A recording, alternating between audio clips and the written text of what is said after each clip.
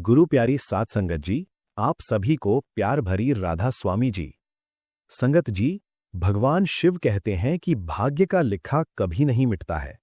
संगत जी, माता पार्वती ने एक बार भगवान शिव से मनुष्य के भाग्य को लेकर एक प्रश्न किया और कहा, हे प्रभु, मैं जानना चाहती हूं कि क्या मनुष्य का भाग्य पहले से ही तय किया जाता है। संगत जी, वीडियो शुरू करने से पहले मैं आपको बता दूं कि इसे देखने से ज्यादा सुनने में समझ आएगा, तो वीडियो को अंत तक जरूर सुनें और कमेंट बॉक्स में राधा स्वामी जी जरूर लिखें। और अगर आपने अभी तक हमारे राधा स्वामी शब्द चैनल को सब्सक्राइब नहीं किया है तो कृपया कर लीजिए। तो संगत जी, चलिए कथा में आगे बढ़ते हैं। तब मुस्कुराते हुए भगवान शिव बोले, हे देवी पार्वती, आपके प्रश्न का उत्तर देने से पूर्व मैं आपको एक कथा सुनाता हूं। आप इसे ध्यान से सुनें। दोस्तों, भगवान शिव ही संसार के आदि और अनंत हैं।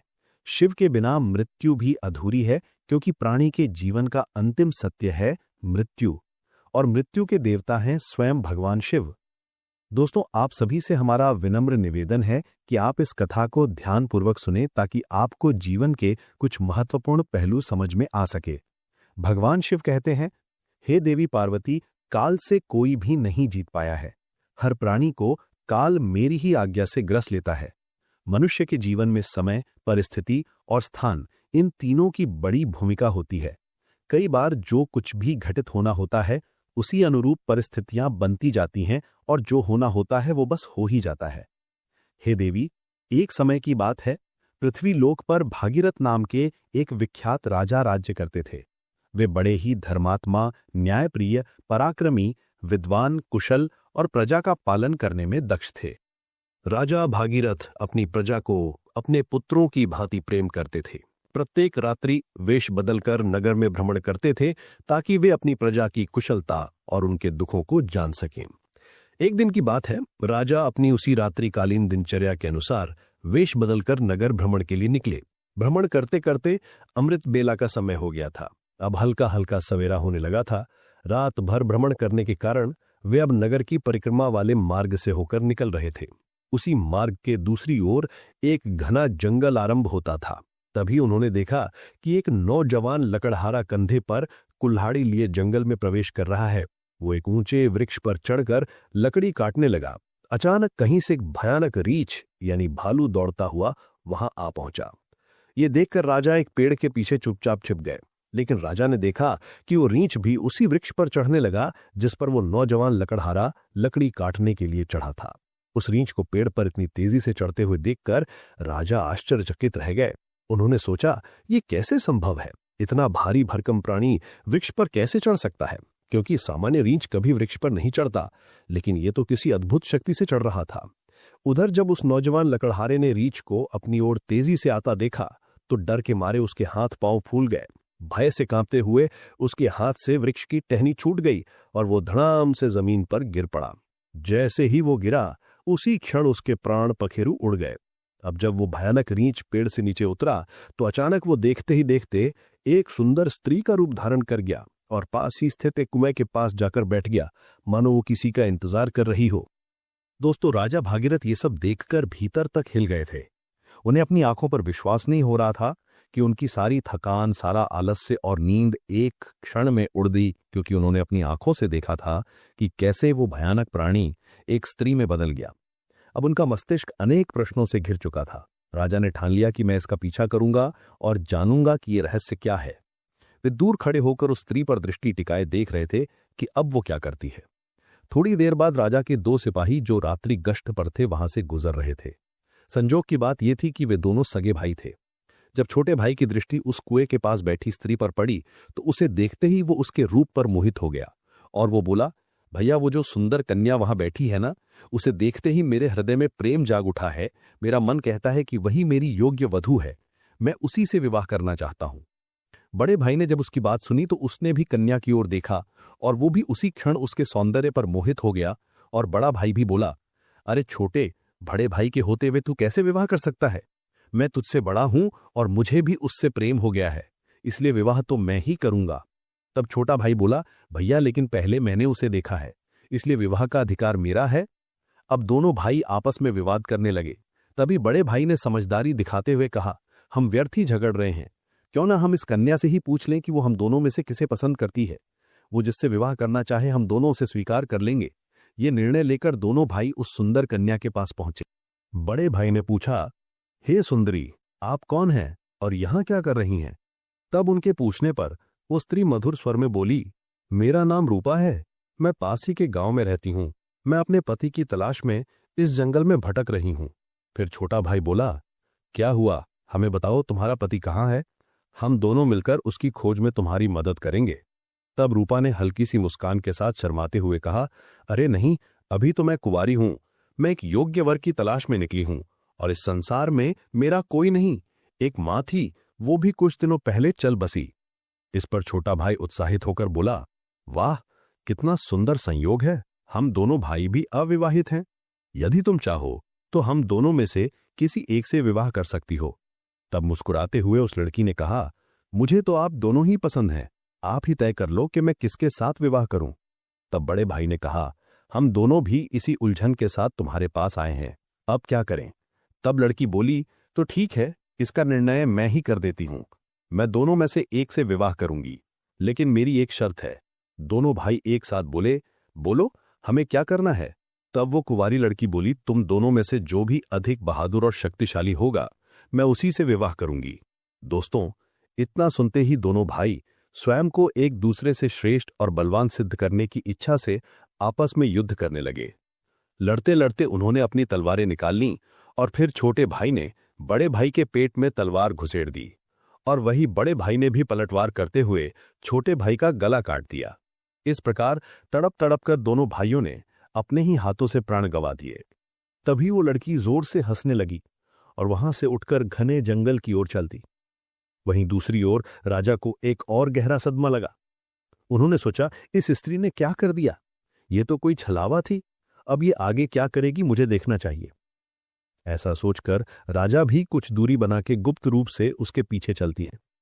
मित्रों, अब सूर्य भगवान पूरी तरह उदय हो चुके थे, किंतु राजा भगीरथ एक रीछ के वृक्ष पर चढ़ने और फिर एक सुंदर कन्या के रूप में बदल जाने की विचित्र घटना को अपनी आंखों से देखकर भीतर तक हिल चुके थे। अब उन्हें ना भूख का ध्यान था, ना प्यास का, ना ही राजपाट का। उन्हें तो केवल उस रहस्यमयी लड़की के विषय में जानने की तीव्र जिज्ञासा थी। राजा उस सुंदर स्त्री का पीछा करते हुए सावधानीपूर्वक लगभग 2 कोस दूर तक आ गए। अब आगे जो हुआ उसने राजा के आश्चर्य की सभी सीमाएं तोड़ दी, क्योंकि देखते ही देखते वही स्त्री अब फिर अपना रूप बदलकर एक जहरीले नाग में बदल गई और वो नाग बहुत तेजी से रेंगता हुआ आगे बढ़ने लगा। कुछ ही दूर एक नदी बह रही थी।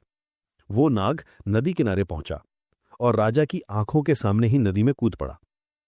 नदी में एक नाव चल रही थी जिसमें 10-12 लोग सवार थे। वो नाग उसी नाव की ओर बढ़ा। राजा भगीरथ किनारे खड़े होकर ये सब देख रहे थे। नाग के नाव में कूदते ही उसमें अफरा तफरी मच गई। लोग डर के मारे अपनी जान बचाने के लिए नाव से पानी में कूदने लगे। इस भगदड़ में नाव भी पलट गई और जो लोग तैरना जानते थे वे किसी तरह नदी से बाहर निकल आए, लेकिन जो तैरना नहीं जानते थे वे डूबकर अपनी जान गंवा बैठे। दोस्तों, थोड़ी ही देर बाद वो नाग नदी से बाहर निकला और किनारे किनारे आगे बढ़ने लगा। राजा भगीरथ उसका पीछा करते रहे। फिर कुछ दूर जाने पर राजा को एक और आश्चर्य हुआ। वो नाग अब एक बार फिर अपना रूप बदल चुका था। अब वह एक वृद्ध गरीब ब्राह्मण के वेश में था। राजा ने सोचा, इस रहस्यमय प्राणी के विषय में जानकारी लेने का यही उचित समय है, क्योंकि इस समय वह एक वृद्ध ब्राह्मण के रूप में था। इसलिए राजा ने सोचा, अब मुझे इससे कोई खतरा नहीं होगा, मैं इसके पास आसानी से पहुंच सकता हूं। यही सोचकर राजा शीघ्रता से उस रहस्यमयी ब्राह्मण की ओर बढ़ने लगे। राजा तो उसके छलावे और रहस्यमयी चालों का पहले से ही पीछा कर रहे थे। अब वो तेज कदमों से चलते हुए उस ब्राह्मण के पास पहुंचे। उन्होंने हाथ जोड़कर विनम्रता से प्रणाम किया। उस वृद्ध ब्राह्मण ने भी हाथ उठाकर अभिवादन स्वीकार किया और उन्हें आशीर्वाद दिया। तब राजा ने समीप जाकर पूछा, हे ब्राह्मण देव, आप कौन हैं? तब उस ब्राह्मण ने बड़े आश्चर्य के साथ उत्तर दिया, क्या तुम्हें दिखाई नहीं देता? मैं एक ब्राह्मण हूं और साथ ही एक वैद्य भी। अभी मुझे बहुत शीघ्रता से राजमहल पहुंचना है, क्योंकि वहां के राजा संकट में हैं और उन्हें एक कुशल वैद्य की आवश्यकता है। उस ब्राह्मण की बात सुनकर राजा स्तब्ध रह गए। उनका शरीर पसीने से भीग गया। अब उनका धैर्य टूटने लगा। दोस्तों, भगवान शिव माता पार्वती से कहते हैं, हे देवी, ऐसा क्यों ना हो, क्योंकि हर मनुष्य अपनी मृत्यु से डरता है, और जब मृत्यु ही उसके सामने खड़ी होकर उससे बात कर रही हो तो भय तो होगा ही। राजा अब अत्यंत डर चुके थे, किंतु उन्होंने साहस जुटाया और दृढ़ स्वर में बोले, हे विप्र, तो सत्य कहिए, ऐसे झूठ बोलना ब्राह्मण को शोभा नहीं देता। इसके लिए आपको दंड भी मिल सकता है, यहां तक कि सूली पर भी चढ़ाया जा सकता है। और हां, मैं आपको बताना चाहता हूं कि यहां के राजा मेरे मित्र हैं और वे पूर्णतः स्वस्थ हैं। ये सुनकर ब्राह्मण मंद मुस्कान के साथ बोला, मैं सब जानता हूं, तुम व्यर्थ मेरा समय नष्ट कर रहे हो। मैं जो भी हूं उससे तुम्हें क्या लेना देना, तुम अपने काम से काम रखो। राजा ने अब अपनी आवाज ऊंची करते हुए कहा, हे ब्राह्मण, आप पुनः असत्य बोल रहे हैं। आप ब्राह्मण नहीं हैं, आप वो नहीं हैं जो मुझे प्रतीत हो रहे हैं। जब तक मैं सच्चाई नहीं जान लेता तब तक मैं आपका पीछा नहीं छोड़ सकता, आपको सच बताना ही पड़ेगा। फिर से मन मुस्कान के साथ वो ब्राह्मण बोला, हे युवक, मैं एक ब्राह्मण ही हूं, मुझे जाने दो, नहीं तो यहां के राजा की मृत्यु का कारण तुम बनोगे और इसका पछतावा तुम्हें जीवन भर रहेगा। ब्राह्मण के मुख से ऐसी बातें सुनकर राजा को क्रोध आ गया। उन्होंने अपनी गुप्त तलवार निकाल ली और बोले, अब आप झूठ नहीं बोल सकते। मैं तब से आपका पीछा कर रहा हूं जब आप रीछ का रूप धारण किए हुए थे। आपने उस युवक लकड़हारे को मार डाला, फिर एक सुंदर स्त्री बनकर 2 सिपाही भाइयों को एक दूसरे के हाथों मरवा दिया। फिर आप विषैरा नाग बनकर नदी में कूदे और उस नाव पर चढ़ गए जिसमें कई यात्री सवार थे। आपकी दहशत के कारण भगदड़ मची, नाव पलट गई। जो तैरना जानते थे वे तो बच निकले, लेकिन बाकी सभी डूबकर मर गए। और अब आप वृद्ध ब्राह्मण का रूप धारण करके नई चाल चल रहे हैं। इसलिए हे ब्राह्मण, अब सत्य कहो, तुम कौन हो? राजा की तीखी बातें और तलवार की नोक देखकर भी वो ब्राह्मण शांत रहा और बोला, हे युवक, यदि मैं ना बताऊं तो तुम क्या कर लोगे? राजा ने तलवार को उसके और निकट कर लिया और बोले, अब तुम परिणाम भुगतने के लिए तैयार हो जाओ, क्योंकि अब तुम कई लोगों की हत्या करने के दोषी हो, इसलिए तुम्हें राज दरबार में प्रस्तुत कर सूली पर चढ़ाया जाएगा। तुम नहीं जानते कि ये सम्राट भगीरथ का राज्य है, जो एक न्यायप्रिय और प्रजावत्सल राजा है। तुम यहां से जीवित वापस नहीं जा सकते, इसीलिए तुम्हारी भलाई इसी में है कि अपने असली रूप में आओ और अपनी सच्चाई मुझे बताओ। दोस्तों, तब भगवान शिव कहते हैं, हे देवी पार्वती, राजा की ऐसी बातों को सुनकर वो वृद्ध ब्राह्मण जोर जोर से ठहाके लगाकर हंसने लगा और बोला, हे राजन, मैं जानता हूं कि ये नगरी सम्राट भगीरथ की है, जो एक महान प्रतापी और धर्मनिष्ठ राजा है। और मैं ये भी जानता हूं कि वो तुम ही हो, विश्वविख्यात सम्राट भगीरथ। किंतु अब तुम भी एक बात जान लो, तुम मुझे नहीं मार सकते, बल्कि एक दिन ऐसा आएगा जब मैं ही तुम्हें मरने के लिए विवश कर दूंगा। अब तो राजा के होश ही उड़ गए। ब्राह्मण की इस प्रकार की बात सुनकर राजा भगीरथ के हाथ से तलवार छूटकर नीचे गिर गई। वे हाथ जोड़कर चुप हो गए और मन ही मन सोचने लगे, जिसने इस रूप में भी मुझे पहचान लिया वो कोई साधारण मानव तो हो ही नहीं सकता। तभी राजा विनम्र होकर बोले, हे ब्राह्मण, अब जब आपने मुझे पहचान ही लिया है तो कृपा करके ये भी बताएं कि आप वास्तव में कौन हैं। तब वो ब्राह्मण बोला, हे राजन, किसी ने सत्य ही कहा है कि संसार में 4 हट सबसे बलवान होते हैं, राजहट, बालहट, स्त्री हट और योग हट। तुम राजा हो, इसीलिए राजहट पर अड़े हो। अब तुम बिना मेरी सच्चाई जाने रह ही नहीं सकते, ये भी मैं जानता हूं। इसीलिए अब ध्यान से सुनो, मैं कौन हूं और मैं तुम्हारी राजधानी में क्यों आया हूं। तब उस वृद्ध ब्राह्मण ने बताना आरंभ किया और कहा, हे राजन, अब तुम्हें मैं अपनी पहचान बताता हूं। मेरा नाम काल है। तुम जानते हो कि संसार में जितने भी प्राणी जन्म लेते हैं उनकी मृत्यु निश्चित होती है। इसीलिए इस धरती को मृत्युलोक कहा जाता है। जब कोई प्राणी माता के गर्भ में आता है तो उसी समय उसका भाग्य लिखा जाता है। नियति के अनुसार आत्मा शरीर में प्रवेश करती है और वो जीवित होता है। उसी क्षण उसकी मृत्यु का समय, स्थान और कारण भी विधाता द्वारा निश्चित कर दिया जाता है। जब किसी प्राणी की मृत्यु का समय आता है तो भगवान शिव ही धर्मराज को उसकी सूचना देते हैं, क्योंकि सभी प्राणियों की मृत्यु का निर्णय शिव जी के पास होता है। धर्मराज शिव जी से आज्ञा प्राप्त कर मुझे यानी काल को आदेश देते हैं कि अब जाओ और उस प्राणी के प्राण हड़ लो। तब मैं मृत्युलोक में आता हूं। मुझे पहले से पता होता है कि किस प्राणी की कब, कहां और कैसे मृत्यु होगी। इसलिए मैं उस प्राणी को निश्चित समय पर निश्चित स्थान पर पहुंचा देता हूं, वहां जहां उसकी मृत्यु सुनिश्चित हो। और जिस प्रकार की मृत्यु विधाता ने लिखी होती है, मैं उसी प्रकार की परिस्थितियां और घटनाएं वहां उपस्थित कर देता हूं। इसलिए हे राजन, सुनो, उस लकड़हारे को मैंने नहीं मारा था। तब राजा ने आश्चर्य से पूछा, हे विप्र, आप ये कैसे कह सकते हैं? मैंने स्वयं अपनी आंखों से देखा है कि उस लकड़हारे की मृत्यु का कारण आप ही बने थे। तब ब्राह्मण यानी काल ने कहा, हाँ, कारण तो मैं ही बना था, लेकिन सांसारिक लोग तो यही समझते हैं कि लकड़हारा पेड़ से गिरकर मरा, जबकि वह तो मेरी योजना का हिस्सा था। उसकी मृत्यु पेड़ से गिरकर होनी निश्चित थी, इसलिए मुझे वह रूप धारण करना पड़ा। सोचो, अगर मैं असल में वृद्ध होता तो क्या कभी पेड़ पर चढ़ पाता? उसी तरह जो सिपाही मरे उनकी मृत्यु एक दूसरे के हाथों होनी तय थी, इसलिए मुझे एक सुंदर स्त्री बनना पड़ा। फिर जो लोग नाव में डूबकर मरे उनकी मृत्यु जल में डूबने से होनी निश्चित थी, इसलिए मैंने एक भयानक नाग का रूप धारण किया, जिससे वे सभी अपनी मृत्यु तक पहुंचे। हे राजन, अब आप समझ ही गए होंगे कि मैं कौन हूं और आपकी नगरी में क्यों आया हूं। समय, स्थान और परिस्थिति, ये तीनों ही एक प्राणी की मृत्यु में मुख्य भूमिका निभाते हैं। राजा गंभीर हो गए और बोले, हे विप्र, आपने मुझे जो ज्ञान दिया उसके लिए मैं आपका आभार व्यक्त करता हूं, लेकिन मेरे मन में एक और प्रश्न है। आपने थोड़ी देर पहले कहा था कि इस नगर के राजा की मृत्यु होने वाली है, किंतु मैं तो आपके सामने जीवित खड़ा हूं। तब काल मधुर स्वर में बोले, हे राजन, मृत्यु तो हो चुकी है। वो मृत्यु तुम्हारे छोटे भाई चित्रांगद की थी, जो तुम्हारी अनुपस्थिति में राजगद्दी पर बैठा था। शत्रु राज्य के गुप्तचर ने उस पर बाण चला दिया, और क्योंकि तुम्हारे राज्य के नियमों के अनुसार तुम्हारी अनुपस्थिति में वही राजा माना जाता है जो गद्दी पर बैठा हो, इसीलिए मृत्यु राजा की ही मानी गई और तुम यहां मेरे साथ व्यर्थ की उलझनों में पड़े रहे। भगवान शिव कहते हैं, हे देवी पार्वती, जब राजा भागीरथ को यह ज्ञात हुआ तो वे बहुत दुखी हुए और सोचने लगे, मैंने ये क्या कर दिया। तब ब्राह्मण रूपी काल ने कहा, हे राजन, ये सब तो पूर्ण निर्धारित था। तुम तो केवल इस नाटक के एक पात्र हो। जो होना होता है वो होकर ही रहता है। अब शोक करने से कुछ नहीं बदलेगा। तुम्हारी आयु अभी शेष है। अब तुम लौट जाओ और अपना राज्य संभालो। तब राजा बोले, हे यमदूत, मुझे क्षमा करें, मैं आपको पहचान नहीं सका, लेकिन अब मैं एक अंतिम प्रश्न पूछना चाहता हूं। क्या आप मेरी मृत्यु के विषय में बता सकते हैं? तब ब्राह्मण मुस्कुराते हुए बोले, पूछो राजन, मैं तुम्हारी शंका दूर कर दूंगा। तब राजा बोले, क्या आप मुझे ये बता सकते हैं कि मेरी मृत्यु कब होगी? तब यमदूत ने कहा, नहीं, एक सामान्य व्यक्ति के लिए यह बात जब तक गुप्त रहती है तभी तक वो इस संसार में विलीन होकर जी सकता है, अन्यथा वो मृत्यु से पहले ही पल पल तड़प तड़प कर मरता है। क्योंकि चिंता और चिता में कोई अंतर नहीं है। चिता तो केवल एक ही बार शव को भस्म कर देती है, किंतु चिंता हर पल मन और शरीर को जलाती है दोस्तों।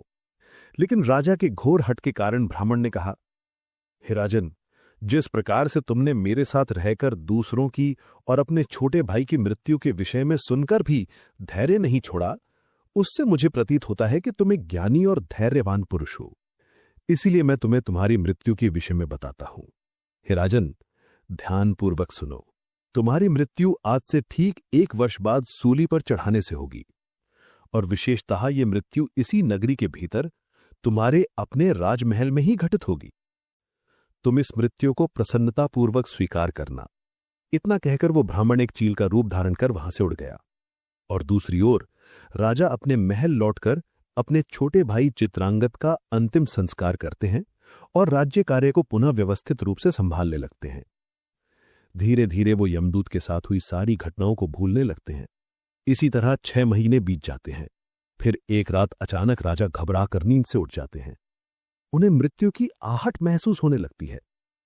इस पर भगवान शिव कहते हैं, हे देवी, मनुष्य चाहे जितना भी निडर क्यों ना हो, परंतु जब उसे अपनी मृत्यु का पूर्वाभास हो जाए तो वह उससे बचने के लिए कोई ना कोई उपाय अवश्य ही ढूंढ निकालता है। राजा ने भी ऐसा ही किया। अगली सुबह राजा दरबार में अपने मंत्रियों से कहते हैं, हे मंत्रियों, एक भविष्यवाणी के अनुसार आज से ठीक 6 महीने बाद मेरी मृत्यु मेरे ही महल में सूली पर चढ़ाने से होगी। अतः आप लोग कोई ऐसा उपाय खोजें जिससे यह मृत्यु टाली जा सके। कुछ समय बाद एक प्रमुख मंत्री ने सुझाव दिया, महाराज, यदि हम राज्य भर से सभी नुकीली वस्तुएं जैसे सूली, भाले, चाकू, कटार आदि का पूर्णतया बहिष्कार कर दें और उन्हें राजनगर से बाहर निकाल दें तो शायद आपको सूली पर चढ़ाया ही ना जा सके। मंत्री की यह सलाह राजा को और अन्य सभासदों को भी पसंद आती है और वे वैसा ही करते हैं। दोस्तों, राजा भगीरथ अब थोड़े शांत हो जाते हैं, किंतु मृत्यु का भय उनके भीतर अब भी जीवित रहता है। इस भय के कारण अब उन्हें नींद नहीं आती और वे मन को बहलाने के लिए नए नए शौक अपनाने लगते हैं। इसी तरह दिन बीतते हैं और वह दिन भी आ जाता है जिसके अगले दिन भविष्यवाणी के अनुसार राजा की मृत्यु होनी थी। अब राजा और भी अधिक व्याकुल हो जाते हैं। उन्हें समझ नहीं आता कि क्या करें। वे सोचते हैं, क्यों ना आज की रात राजमहल से बाहर ही रहा जाए। हो सकता है यदि मैं महल में ना रहूं तो भविष्यवाणी झूठी साबित हो जाए। यह सोचकर वे मध्यरात्रि में एक गरीब भिखारी का वेश धारण कर चुपचाप महल से निकल पड़ते हैं और नगर की गलियों में घूमने लगते हैं। अब कई दिनों की नींद ना लेने के कारण वे थक जाते हैं। तभी वे एक घर में चुपचाप घुस जाते हैं। वे घर एक दर्जी का था, जो राजा और रानी के विशेष वस्त्र सिलने का कार्य करता था। राजा उस घर में चुपचाप एक कोने में जाकर सो गए। अब रात्रि का अंतिम प्रहर बीत रहा था। राजमहल में किसी को ये ज्ञात नहीं था कि राजा कहाँ है, क्योंकि कई दिनों से वे अपने कक्ष से बाहर नहीं निकले थे। सब यही समझ रहे थे कि महाराज अभी भी अपने कक्ष में ही विश्राम कर रहे हैं।